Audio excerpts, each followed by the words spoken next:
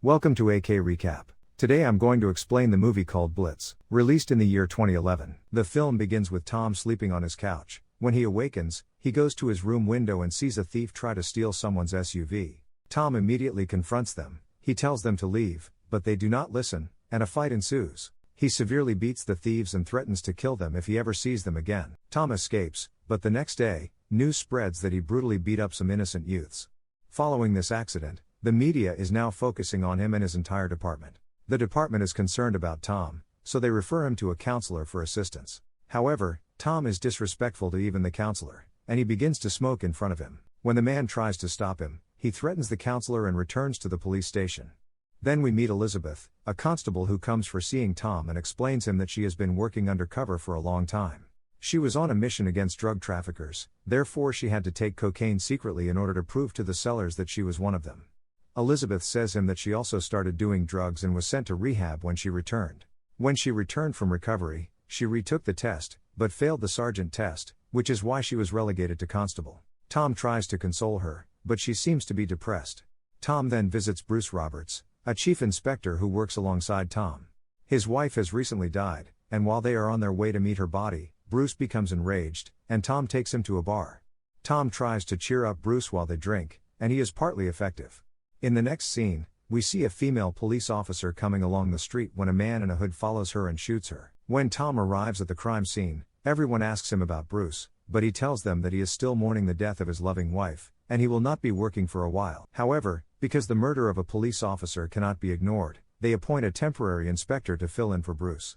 The man's name is Porter Nash, but the other policemen dislike him and refuse to operate under his direction since the word on the street is that Porter is gay. However, a senior officer has made it clearly plain to them that they will work under Porter, so they have no choice. While the investigation is proceeding, Elizabeth is visited by a friend, a teenage gang member called as Metal, who is scared that his gang may have killed someone. She promises to look into the issue and informs the teen that this is the last time she will do him this favor, and that if the man is dead, he must leave the city, and if the man is alive, he must leave the gang. She then goes to see Tom, who, after hearing the entire situation, invites her to see Craig. Elizabeth then contacts Detective Inspector Craig Stokes, who offers to support her in exchange for a date. Then we saw a reporter receive a call from a man named Barry, who tells him that he is the one who shot the police officer, and that his work is not done here. He plans to target additional police officers in the following days. As he speaks, he walks on to another police officer and shoots him as well. Barry then informs the reporter that he has 8 more police officers on his list before hanging up.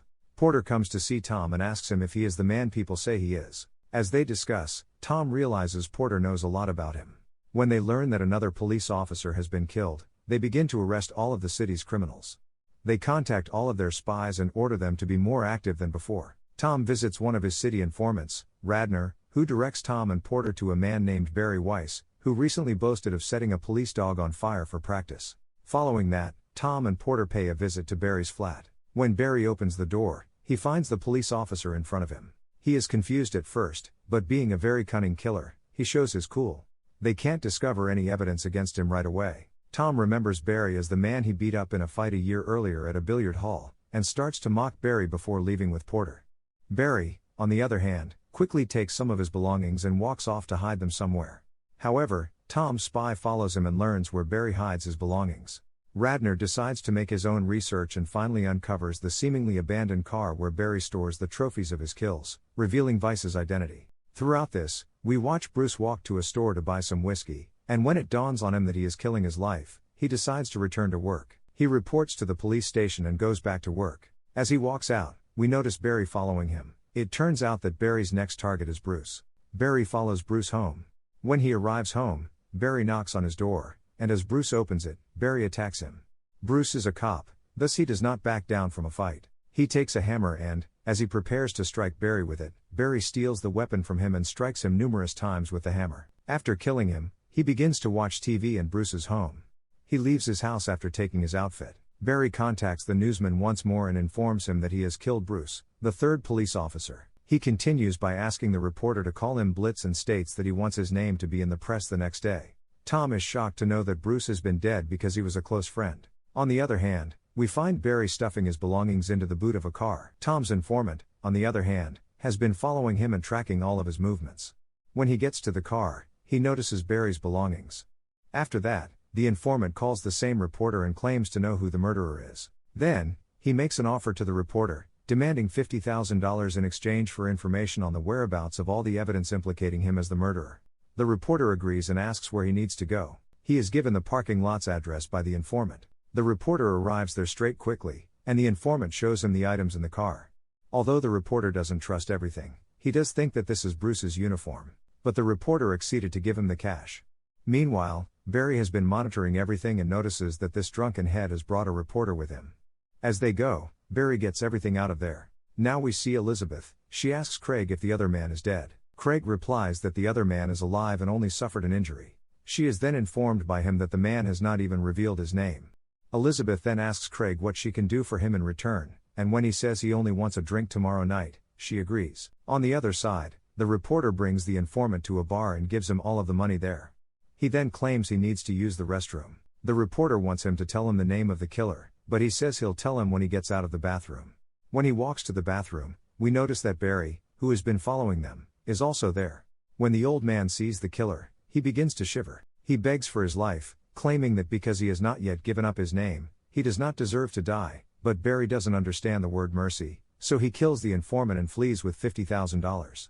Dunlop, the reporter, notifies the police to the vehicle, but they find it empty. Tom and a fellow police officer understand that all of Blitz's victims have been police officers who had previously arrested Barry, and that Elizabeth is most likely the next victim. Elizabeth is attacked by Barry after returning home after her date with Stokes, but is saved by Metal, who is slain in the following conflict. The police come just as Barry is about to attack Elizabeth again. Tom and Porter decide to leak a picture of Barry to the media in order to flush him out, which eventually leads to Barry's capture after a lengthy chase. However, there is no hard proof against him, so after 48 hours and an interrogation that yields no results, the police are compelled to release Barry. Exasperated, Tom and Porter plan a strategy to trap Barry, knowing that he will want to get revenge on Tom for the billiard hall brawl. Barry then infiltrates Chief Inspector Bruce's funeral while dressed in his uniform. Tom and Barry both leave after the service.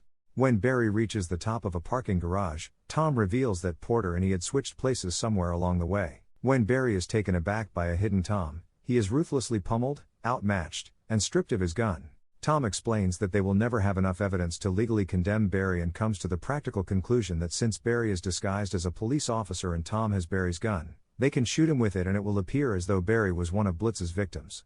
Tom kills Barry with a gun after having such thought. Porter then proceeds to destroy all of the evidence. After Barry is dead, Tom thinks that the reporter needs to learn a lesson, so he releases the dogs on Dunlop to punish him for publishing articles critical of him and the police for coverage. Thanks for watching my video. Please, like and subscribe my channel.